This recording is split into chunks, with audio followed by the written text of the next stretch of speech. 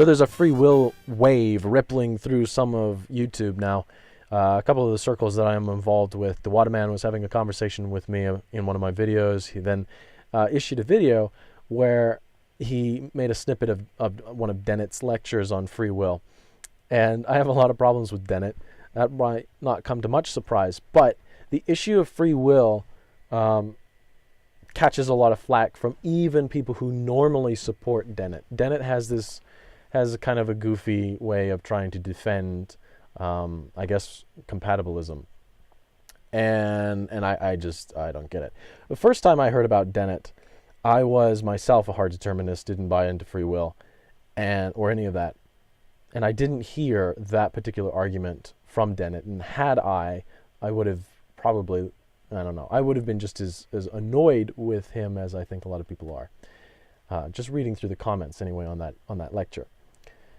So I wanted to throw in a few tokens of thought. I made a video about free will a while ago. Basically, it comes down to a discussion of awareness and deliberation. I think that's all that you need to entertain in that conversation.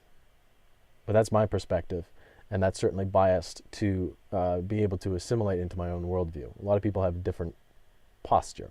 But as I see it, the awareness we have of our mental landscape, if I may call it that, is a very difficult thing to try to isolate as an evolutionarily evolved phenomenon. Because in the situation that we are deliberating, we are told that deliberation, or the experience of deliberation, is merely the competition of neurochemicals that is determined from the onset. It doesn't matter how many bashing and clashing goes on. The winner was determined before really any of it began. Well, in that sense, the awareness doesn't play into that process at all. It has just this kind of passive role of just observing it.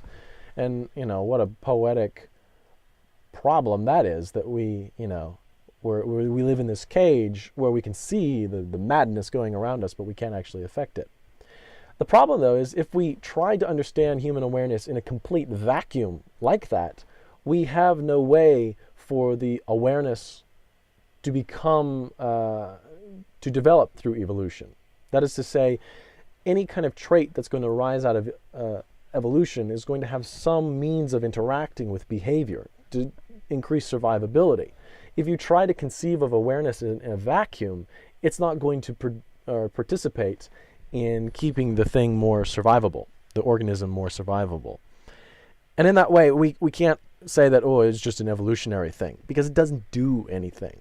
The idea, there's nothing in materialism that gives awareness any great purpose.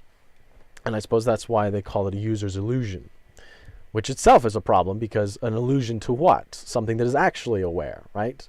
Even to call it an illusion, you're assuming that something is actually real and actually aware. But whatever. So one way that we might suppose that awareness came about through some evolutionary means is if awareness has some impact on the deliberating phenomenon, the phenomenon of deliberation. That is to say that not only do we have this competition of neurochemicals, but something of the awareness is able to precipitate something into that process to help tip the scales one way or another. The question then is this just another neurochemical that is just bound to the awareness and nothing else? Or is it a force different in kind altogether? And quickly we find ourselves in a consideration of a mind-body dualism thing, which I subscribe to, and I know a lot of people don't like it. It's very out of fashion. I get that.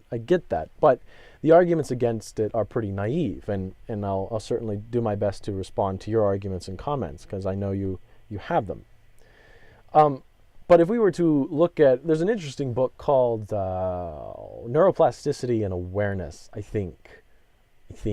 Anyway, it's a book that talks about a number of different psychological cases where people are able to correct brain damage. And actually, if you guys checked out that video where where Guitar Maestro made a song and he featured some of my audio clips at the very beginning. I think it was that actually the video I did on neuroplasticity that he used. And basically, it's the idea that if we could actually, if the brain changes on itself, that's one thing. But then if we could actually get the brain to compensate for in some kind of structural damage. That is to say, if it's all working and it's all working as so long as it's healthy, that's fine. Once you make some sort of damage in that system, then the system's broken. There's nothing that can fix it, unless you bring something outside the system to help in that process.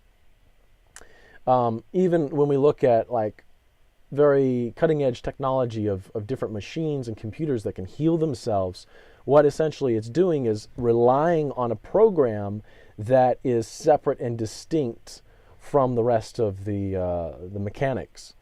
And should that be damaged, that separate and distinct program, there's nothing to heal that.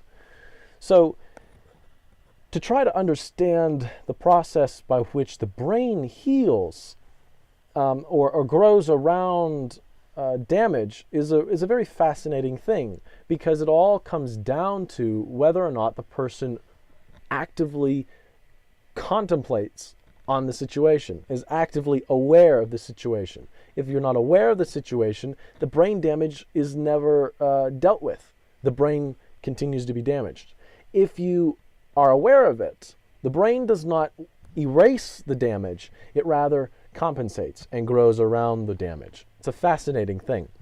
But the only difference here, again, sometimes this doesn't happen, sometimes it does. The case that this book makes is that awareness itself is the precipitating force in that sort of extra neurological activity. Cool stuff. So the idea of free will, I think it's going to boil down to the notion of awareness, and that not so much is it choice, but whence is our awareness and what power does the awareness have? And is that power merely neurology, or is it something else? That, I think, is probably the most sophisticated understanding of free will that I have come across. There may be something better. I'm interested in hearing your comments.